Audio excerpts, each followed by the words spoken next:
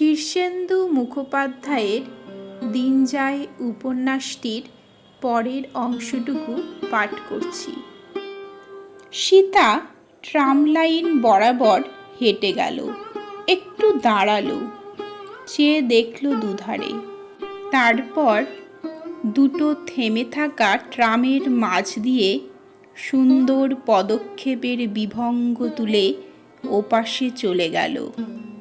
দৃশ্যের শেষে যেমন মঞ্চ অন্ধকার হয়ে যায়, নেমে আসে পর্দা, তেমনি হয়ে গেল চারধার। কিছু আর দেখার রইল না।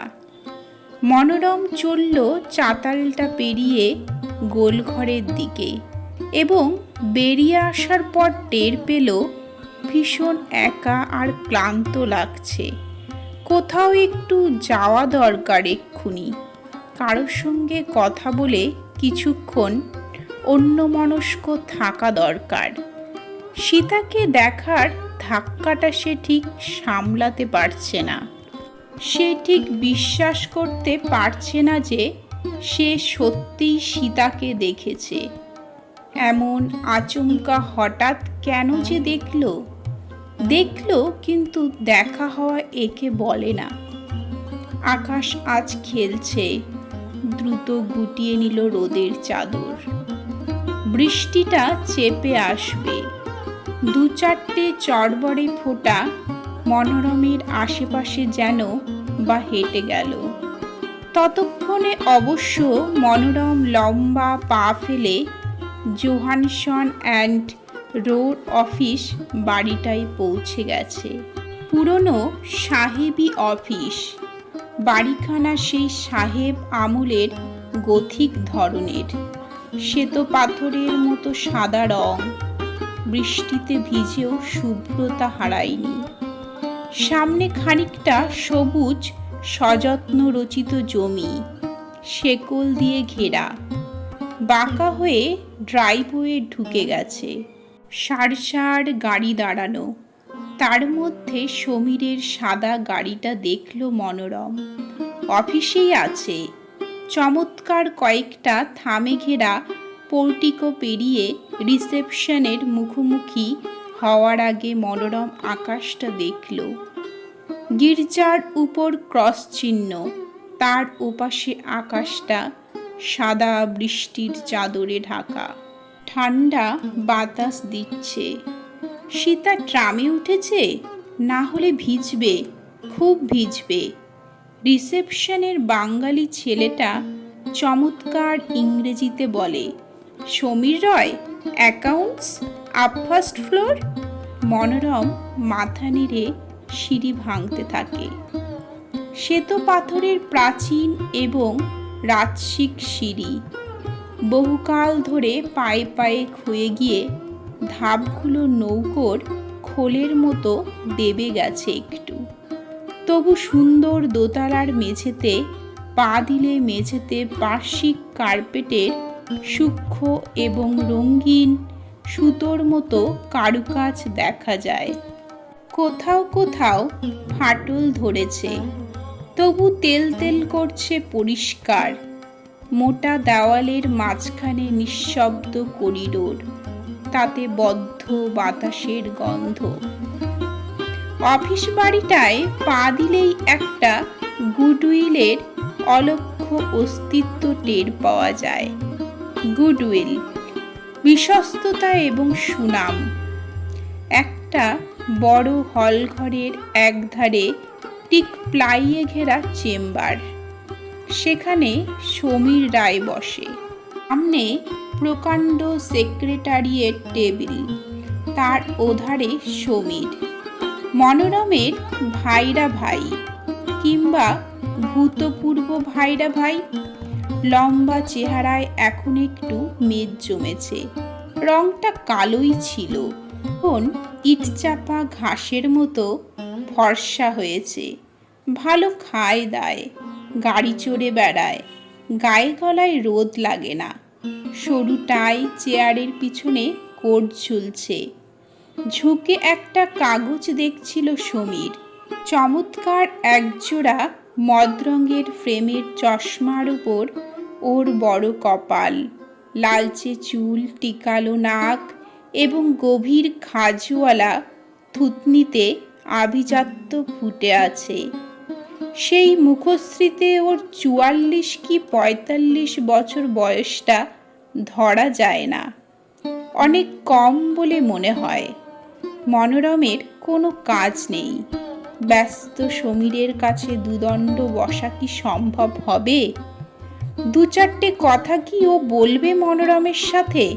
একটু দ্বিধা ও অনিশ্চয়তায় ও টেবিলটার কাছাকাছি এলো। সমীর মুখ তুলে বলল, আরে মনোরম, কি খবর? তীক্ষ্ণ চোখে মনোরম সমীরের মুখখানা দেখে নিল। না, খুশি হয়নি, হওয়ার কথাও নয়। চোখ দুটি সামান্য বিস্ফারিত হয়েই আবার স্বাভাবিক হয়ে গেল। যারা অভিজাত তাদের একটা সুশিক্ষা আছেই, মনোভাব তারা ঢেকে রাখতে পারে।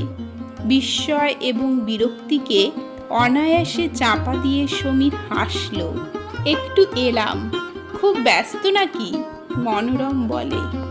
একটু বলে সমীর চেয়ারে হেলান দিয়ে আঙ্গুলের মাথার চুল পাট করতে করতে বলল, 4:30 কি কফ? ভাবছিলাম তাড়াতাড়ি কাজটা চুকিয়ে একটু মাঠে যাব। বলে ঘড়ি দেখে সমীর বলে, ঠিক আছে, তুমি বসো, খানিকক্ষণ সময় আছে। বিয়ারটা এখনো পেটে। মনোরম চেয়ার টেনে বসে হিসেব করে নিচ্ছিল। এত বড় সেক্রেটারিয়েট টেবিলটা পার হয়ে সমীরের নাকে অ্যালকোহলের গন্ধটা যাচ্ছে কিনা। টেবিলের ওপর হেলা ভরে পড়ে আছে 1 প্যাকেট বেনসন আর হেজেস, ছোট্ট দেশলাই। মনোরম প্যাকেটটা টেনে সিগারেট ধরালো। সমীর লক্ষ্য না করার ভান করে নিচু হয়ে একটা ড্রয়ার টেনে কি একটু দেখতে লাগলো কাগজপত্র। দামি সিগারেট, কিন্তু বিয়ারের পেটে কোনো ভালো গন্ধ পাওয়া মুশকিল। মনোরম যতদূর সম্ভব স্বাভাবিক গলায় জিজ্ঞেস করল, গীতাদি ভালো? ভালোই। একটা বাচ্চা হয়েছে জানো তো, ছেলে। না, 3.5 কেজি। রুমি ভাই পেয়ে খুব খুশি। দিনরাত বেড়ালের মতো থাবা গেড়ে ভাইয়ের মুখের উপরে ঝুঁকে বসে আছে। বলে এবার সত্যিকারের খুশির হাসি হাসল সমীর। মেয়ে রুমির পর 10 বছর বাদে ওদের ছেলে হলো, খুশি হওয়ারই কথা। মনোরম যান্ত্রিক এবং অন্যমনস্ক গলায় বলে, কনগ্র্যাচুলেশন। সমীর মাথার চুলে মুদ্রাদোষবশত আঙ্গুল চালাতে চালাতে বলে, একটু বেশি বয়সে হলো, ঠিকমতো মানুষ করে যেতে পারবো কিনা কে জানে। সমীরের গলার স্বরটা ভারী এবং পরিষ্কার। একেই কি বাস ভয়েস বলে? এত ভদ্র এবং মাজা গলা যেন মনে হয় খুব উঁচু থেকে আসছে। এত শিক্ষিত ও ভদ্র গলায় কখনো কোনো অশ্লীল কথা বলা যায় না। সমীর বোধ হয় তার বউকেও কখনো কোনো অশ্লীল কথা বলেনি, যা সবাই বলে। সীতাকে অনেক অশ্লীল কথা শিখিয়েছিল মনোরম। সীতা শুনে 2 হাতে মুখ ঢেকে হাসতে হাসতে বলতো, মা গো। পরে 2-1টা ওইসব খারাপ কথাও সীতা বলতো। ঠিক সুরে বা উচ্চারণে বলতে পারতো না, তখন মনোরম হাসতো এবং ঠিক উচ্চারণটা আর সুরটা শেখাতো। সীতা শিখতে চাইতো না। মনোরম সমীরের নম্র এবং সুন্দর কমনীয় মুখটির দিকে চেয়ে থেকে বলল, মানুষ করবার ভার আপনার উপর নয়, টাকার উপর। একটা হেভি ইন্স্যুরেন্স করিয়ে রাখুন। সামান্য একটু গম্ভীর হয়ে গেল সমীর, কিন্তু কথাটা গায়ে মাখল না। ডজ করে বেরিয়ে গেল। বলল, তার অবশ্য দরকার হবে না, যা আছে। বলে একটু দ্বিধা ভরে থেমে থাকলো। এত ভদ্র সমীর যে টাকার কথাটা মুখে আনতে পারল না। মনোরমেরই ভুল, সমীররা 3 পুরুষের বড় লোক।